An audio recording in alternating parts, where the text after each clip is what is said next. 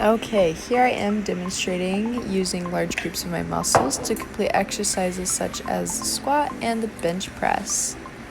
So here's Hank Green explaining motor recruitment. It follows what's known as a size principle. It starts when the smallest motor units with the smallest fibers are activated by your most excitable neurons. Then some larger motor units with larger fibers are enlisted, increasing the strength of contraction. And finally, if you want to give it all you got, your largest motor units with your biggest muscle fibers will get involved. These big guns are the last to join up, in part because they're controlled by your largest and least excitable motor neurons. But when they're in, they are all in, packing 50 times the force of those smaller fibers. So the basic rule is the more motor units recruited, the greater the force that's generated. And that is the game chain. Whoop. Okay, and up next we have the parietal lobe. As you can see with the tennis serve, the parietal lobe is super important in the process of making smooth and accurate movements. One important role of the parietal lobe is to process sensory information. Another really important role of the parietal lobe is that it deals with spatial sense and navigation.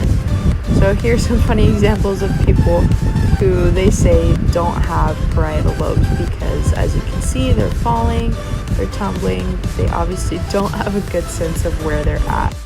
So in essence, with a good functioning parietal lobe, we are, like Lindsay, able to have a good serve of tennis. Up next, we have the cerebellum, which is crucial to making smooth and accurate movements, such as playing the piano. The cerebellum lays behind the cerebral hemispheres and also under the occipital lobe. The sensory neural pathways in the cerebellum come from the spinal cord, cerebral cortex, and the brainstem, which is why you're able to play a song on the piano. Up next, we have the complicated neural disease of Parkinson's.